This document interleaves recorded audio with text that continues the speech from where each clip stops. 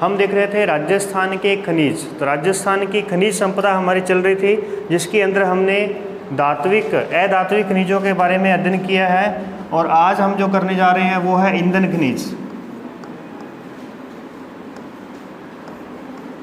ईंधन खनिजों के बारे में अध्ययन करेंगे भी। ईंधन खनिज के अंदर हमारे पास में 3 प्रकार के खनिज आएंगे। कोयला है, पेट्रोलियम है और प्राकृतिक गैस है। कोयला, पेट्रोलियम और प्राकृतिक गैस। तो सबसे पहले कोयले से शुरुआत करें। कोयला, अब देख लीजिए कोयला कितने प्रकार का है। सबसे पहले कोयला जो होता है वो 4 प्रकार का होता है भाई। कौन कौन सा?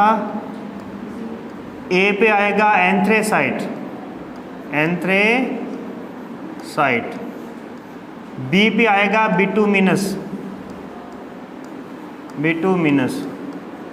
फिर आता है आपके पास में देखो, एक एंथ्रेसाइट होता है, एक बिटुमिनस होता है, एक लिग्नाइट होता है और एक पीट होता है।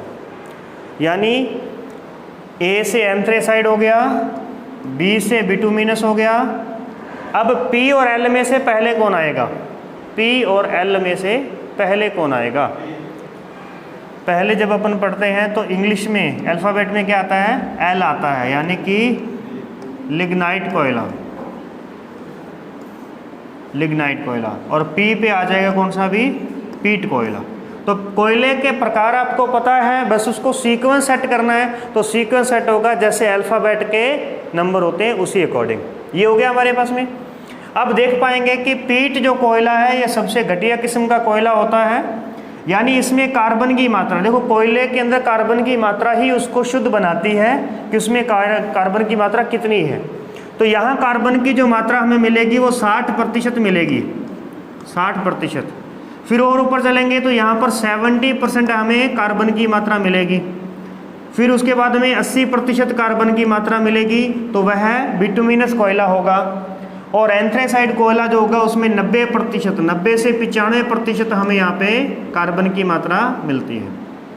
यानी ऐसा पदार्थ जिसके 95-90% हिस्से में कार्बन है वो क्या कहलाएगा? एंथ्रेसाइट कोयला कहलाएगा। ये सबसे चमकीला कोयला होगा भी। कोयले में अगर हम बात करें तो ये सबसे क्या होगा भी? चमकीला कोयला होगा।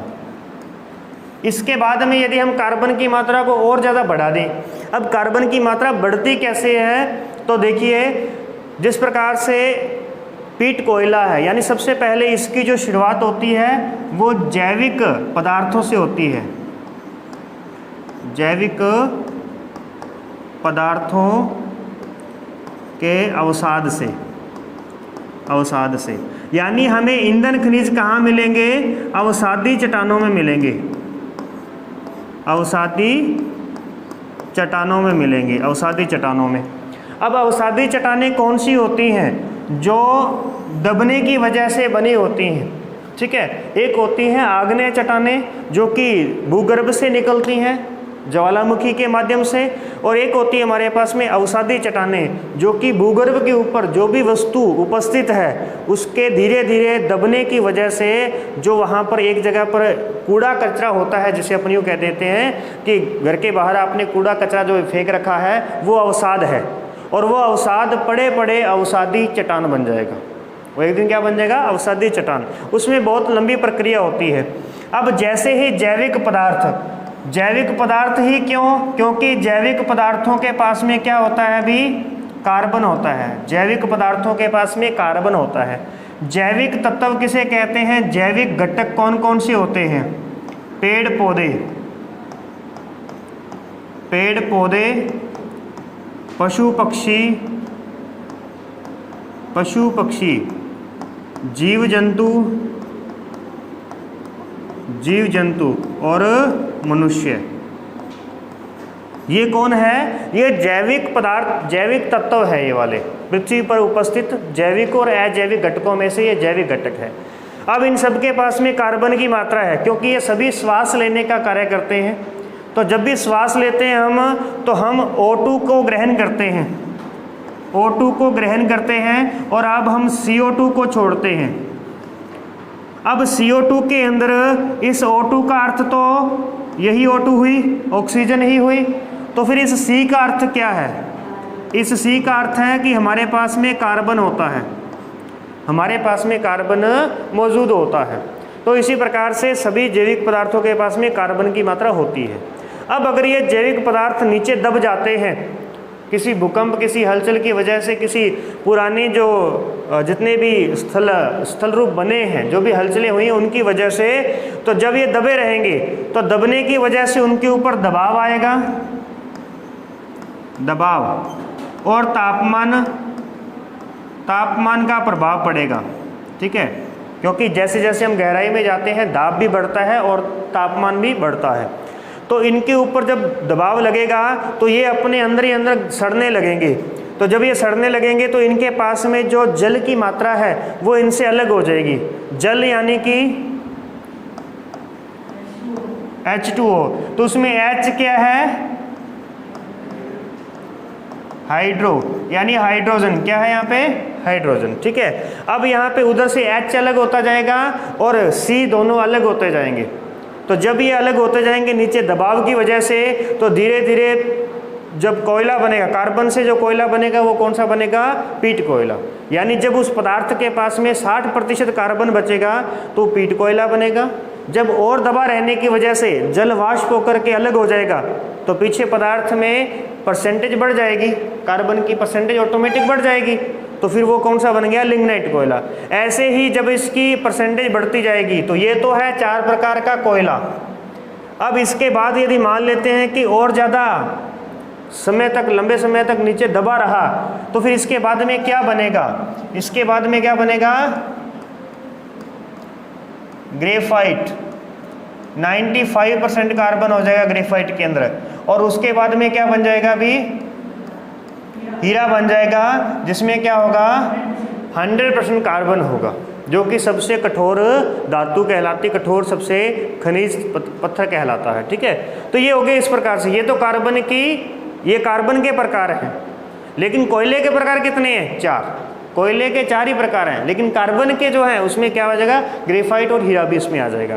क्लियर है? इस प्रकार से अब जो ये जल वाष्प अलग हुआ था, तो ये जल वाष्प भी पड़े पड़े बहुत लंबे समय के बाद में कन्वर्ट हो जाएगा किसमें? खनिज तेल में।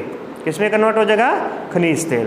तो इन्हीं जैविक पदार्थों से ही हमें कोयला की प्राप्ति होती है, इन्हीं जैविक से ही हमें खनिज तेल की प्राप्ति होगी, और उसी बीच जो गैसें होंगी उनसे हमें प्राकृतिक गैस मिलेगी। यानी जो ईंधन खनिज होते हैं वो 3 है हमारे पास में: कोयला, पेट्रोलियम और प्राकृतिक गैस। और ये तीनों के तीनों ही हमें कहाँ से मिलेंगे? अवसादी चट्टानों से मिलेंगे। अब इसमें देख लेते हैं कि राजस्थान में अवसादी चट्टानें कहाँ पर मौजूद हैं। तो राजस्थान में जो मरुस्थल है, मरुस्थल जब हमने पढ़ा था तो मरुस्थल हमने देखा था कि यह 33 सागर के अवशेष से बना है। किससे बना है? 33 सागर के अवसाद से बना है, अवसाद से। इसका मतलब क्या हुआ कि यहाँ पर अवसादी चट्टानें हैं। अब 33 सागर यानी जब वो सागर बना था उस समय जब वहाँ से जो बह कर के पानी आया, जो रेत साथ में बह कर के आई, वो सारी रेत आज यहाँ पर मौजूद है। और उसके बीच बीच में हमें उस 33 सागर का खारा पानी मिलता है। किस रूप में? सांबर, डीडवना, पंचभद्रा, इन झीलों के रूप में वहाँ हमें वो खारा पानी मिलता है। तो 33 सागर का अवसाद हो गया। अब ये अवसाद इतना पुराना होना चाहिए जिसमें अपन बात करें कि ये चट्टानें कब की हैं, यहाँ पर ये चट्टानें किस समय की हैं, तो आप कहेंगे टर्शियरी काल की। टर्शियरी काल की चट्टानें हैं। अभी इन टर्शियरी काल की चट्टानों में ही, काल की चट्टानें, इन्हीं से ही हमें यहाँ पर खनिज तेल, कोयला और पेट्रोलियम की प्राप्ति होती है। ये क्या है? भूगर्भिक इतिहास है। ठीक है, ये ज्योग्राफिकल इतिहास है कि जहाँ पर टर्शियरी काल की चट्टानें होंगी वहाँ पर खनिज तेल, कोयला और पेट्रोलियम जरूर मिलेगा। अब राजस्थान में कोयला मिलना, खनिज तेल मिलना किस की ओर संकेत करता है कि यहाँ पर अवसादी चट्टानें हैं। और कब की है? टर्शियरी काल की। क्लियर? चलिए, तो ये कहाँ पर है? मरुस्थल के अंदर है। तो देखते हैं सबसे पहले एंथ्रेसाइड सबसे उच्च कोटि का कोयला होता है। यह भारत में सिर्फ एकमात्र जगह है जहां से प्राप्त होता है, वो है जम्मू कश्मीर के अंदर, हिमालय की घाटियों के अंदर, ठीक है ना। वो बहुत गहराई में है, इसे निकालना बहुत मुश्किल है, क्योंकि जैसे जैसे कार्बन की मात्रा उच्च होती जाएगी वैसे वैसे गहराई क्या होती जाएगी, बढ़ती जाएगी। क्योंकि अधिक गहराई है तभी तो वहाँ अधिक दाब है, अधिक दाब है और वहाँ अधिक ताप है, इसीलिए तो वो कार्बन किस में कन्वर्ट हुआ, हीरे में। तो सबसे गहरी खान जो होती है वो किसकी होती है, हीरे की होती है। तो इस प्रकार से अब हम बात करते हैं कि भारत के अंदर सबसे अधिक जो उत्पादन होता है वो किसका होता है, तो वो है लिग्नाइट का भी। भारत में तमिलनाडु, अब तमिलनाडु में भी मरुस्थलीय प्रदेश है, मरुस्थलीय जलवायु है वहाँ पर। तमिलनाडु और कौन सा, राजस्थान। तो राजस्थान का लिग्नाइट कोयले में दूसरा स्थान है अभी, राजस्थान का लिग्नाइट कोयले में कौन सा स्थान है, दूसरा स्थान है। और बिटुमिनस कोयला जो है वो भारत के अंदर छोटा नागपुर का जो पठार है, छोटा नागपुर का पठार, यहाँ से हमें ये प्राप्त होता है कोयला। कौन सा, बिटुमिनस कोयला मिलता है। राजस्थान में केवल और केवल कौन सा मिलता है, लिग्नाइट कोयला। राजस्थान में और तमिलनाडु में लिग्नाइट कोयला मिलेगा, जबकि छोटा नागपुर पठार जो है झारखंड के अंदर है, झारखंड में यहाँ पर क्या मिलेगा भी, बिटुमिनस कोयला, यानी कोयला सबसे अधिक कहाँ मिलता है, इस पठार में मिलता है। चलिए अब इसके बाद में देख लीजिए, तो राजस्थान में यह कहाँ पर मिलेगा, तो राजस्थान में कोयला उत्पादन का जो क्षेत्र है वो है हमारे पास में पलाना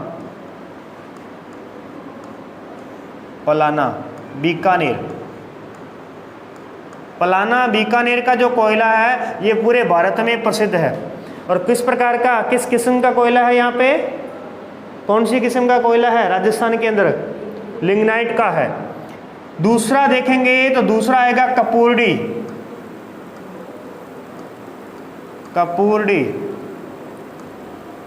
जो कि बाड़मेर के अंदर है। कहाँ पे है ये, बाड़मेर में कपूरडी। तो इस प्रकार से ये हमारे पास में दो मुख्य क्षेत्र हैं जहाँ से कोयले की प्राप्ति होती है। अब पलाना का जो कोयला है, इससे हमने कोयला लिग्नाइट आधारित दो परियोजनाएं शुरू की हैं। एक पलाना के अंदर है और एक बरसिंगसर पर है, बरसिंगसर परियोजना। कपूरडी में जो कोयला मिलता है, इस कोयले पर आधारित भी हमें दो परियोजनाएं मिलेंगी।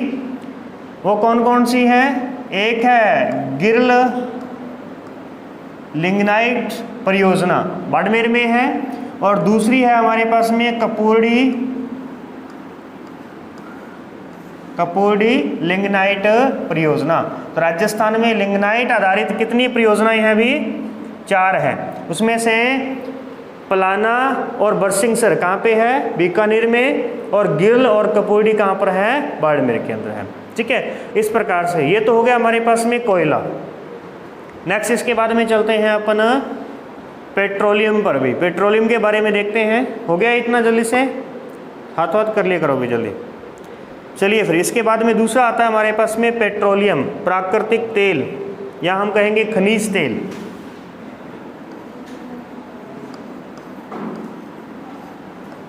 खनिज तेल, तो खनिज तेल के बारे में जो कि है सबसे पहले जो शुरुआत की गई खनिज तेल के बारे में पता करने के लिए, वो कौन सा, सबसे पहले 1955 के अंदर भी, 1955 में जैसलमेर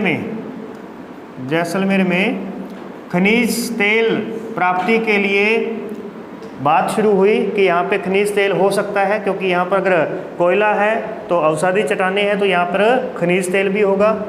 1966 में चुंबकीय हवाई सर्वे हुआ भी, हवाई चुंबकीय सर्वेक्षण, हवाई चुंबकीय सर्वेक्षण हुआ, और इस सर्वेक्षण के माध्यम से पता लगाया गया कि इस क्षेत्र में, मरुस्थलीय क्षेत्र में हमें पेट्रोलियम की प्राप्ति हो सकती है। और इसी को देखते हुए 1984 के अंदर भी 1984 में यहाँ पर ऑयल इंडिया कंपनी व ONGC के माध्यम से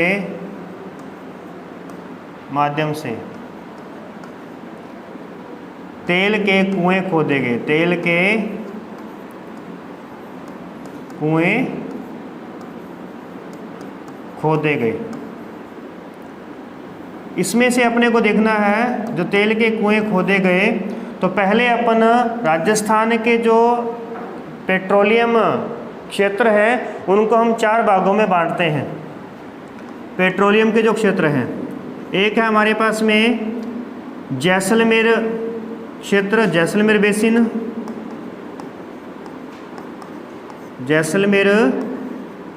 बेसिन। दूसरा है हमारे पास में बाड़मेर सांचौर बेसिन।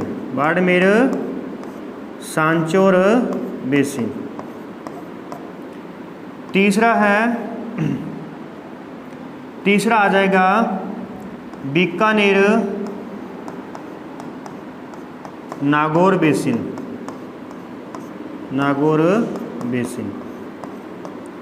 और चौथा नवीनतम जो खोजा गया क्षेत्र है वो है विंध्यन बेसिन।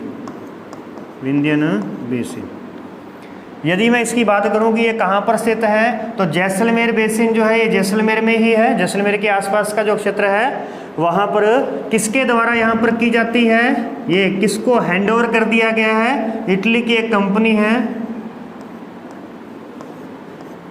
इटली की कंपनी, इसको दे दिया कि भी अब यहाँ से आप उत्पादन कीजिए और कुछ हिस्सा भारत को दीजिए और कुछ अपना जो भी होगा प्रॉफिट कमाइए। ठीक है। दूसरा बाड़मेर का जो है यह है केरन एनर्जी लिमिटेड। ये ब्रिटेन की कंपनी है, जो कि भारत में भी और राजस्थान में भी तेल उत्पादन का काम करती है। सबसे बड़ी जो भारत के अंदर है वो है ONGC भारत की, और इसके अलावा केरन एनर्जी है। फिर देखेंगे बीकानेर नागौर बेसिन, तो यहाँ पे बीकानेर का क्षेत्र हो गया, बीकानेर के आसपास का क्षेत्र। विंध्यन बेसिन के अंदर आप ध्यान रखेंगे कि ये कौन सा क्षेत्र है, ये हाड़ौती प्रदेश है। ये कौन सा प्रदेश है? हाड़ौती प्रदेश। यानी हाड़ौती प्रदेश के जो क्षेत्र है, जो जिले हैं, वो किस में आते हैं? विंध्यन बेसिन के अंतर्गत आते हैं, जो कि अभी हाल ही में नवीनतम खोजे गए यहाँ पे क्षेत्र रहेंगे, तेल के क्षेत्र रहेंगे। अब यहाँ पर बात करते हैं, देखिए कि सबसे अधिक आपको इनमें से जानना जैसलमेर में मिलेगा जो, वो तो मिलेगी गैस, प्राकृतिक गैस। यहाँ तो प्राकृतिक गैस के भंडार मिलेंगे। बाड़मेर सांचौर बेसिन में हमें खनिज तेल मिलेगा, खनिज तेल के भंडार मिलेंगे। और बीकानेर नागौर बेसिन में हमें किसके भंडार मिल रहे हैं? कोयला।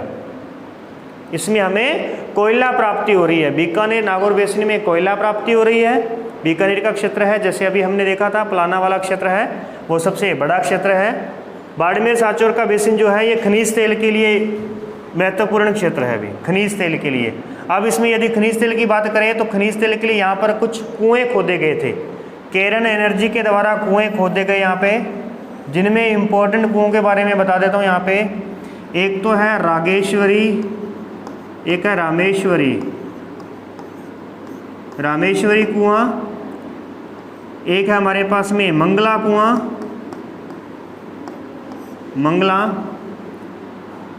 एक हम देखेंगे यहाँ पे भाग्यम, विजया। ठीक है, ये क्या है? तेल के कुएं हैं। और ये तेल के कुएं किस क्षेत्र में हैं? तो ये आपको मिलेंगे गुड्डामलानी वाला क्षेत्र, गुड्डामलानी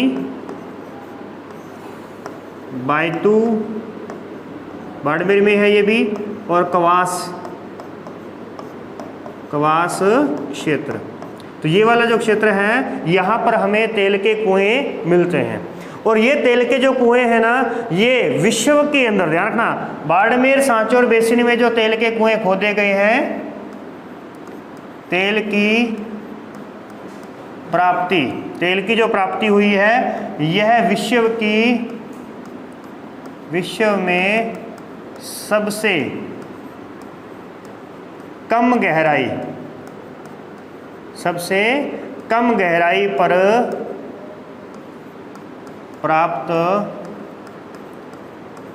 होने वाला क्षेत्र है। भी तेल की प्राप्ति विश्व में सबसे कम गहराई पर मिले ऐसा क्षेत्र कौन सा है? बाड़मेर सांचौर का बेसिन है। बाड़मेर सांचौर का जो बेसिन है, ये सबसे कम गहराई में तेल मिल रहा है। कहने का मतलब बहुत ही उच्चतम जगह पर हमें तेल की प्राप्ति हो रही है।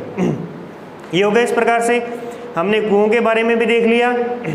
जैसलमेर के कुछ कुओं के बारे में बात करें, क्योंकि सबसे पहले यहीं पर ही खोदे गए। तो जैसलमेर में आएगा हमारे पास में बागेवाला,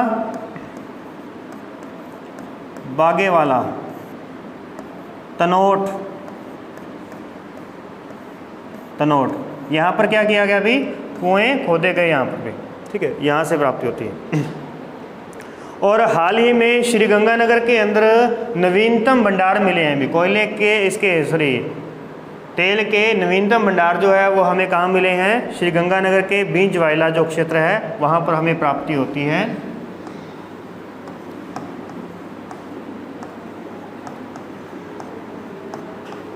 बींजवाइला जो है ये कहाँ पर है? श्रीगंगानगर में है। और यहाँ पर क्या है? नवीनतम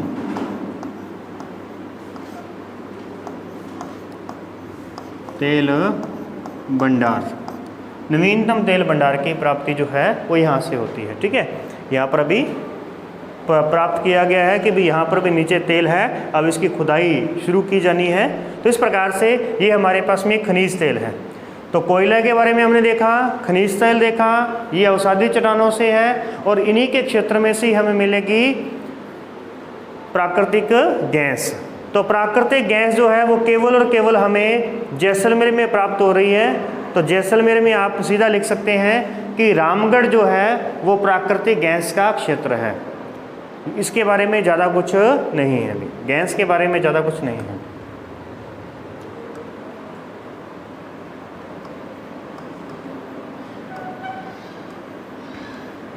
प्राकृतिक गैस, तो प्राकृतिक गैस की प्राप्ति रामगढ़, जैसलमेर से होती है। और यहीं पर ही गैस आधारित परियोजनाएं जो है वो संचालित की जा रही हैं ऊर्जा संसाधन के रूप में, ठीक है। तो ये था हमारे पास में खनिज संपदा, राजस्थान की खनिज संपदा, जिसके अंदर हमने मुख्य खनिजों के बारे में चर्चा की है। और इस प्रकार से हम खनिजों को कंप्लीट करते हैं। और इसी के साथ आपने देखा कि हमने लगभग 4 पॉइंट हमारे बाकी हैं। वो 4 पॉइंट ख़त्म करते ही हमारी 4 यूनिटें जो है वो कंप्लीट हो जाएंगी। जो हमारी बुक चल रही है BA सेकेंड ईयर के अंदर, जो हम राजस्थान भूगोल पढ़ रहे हैं, ठीक है, तो वो समाप्त हो जाएगा जल्द ही। फिर उसके बाद हम फर्स्ट बुक की बात करेंगे। ये सेकंड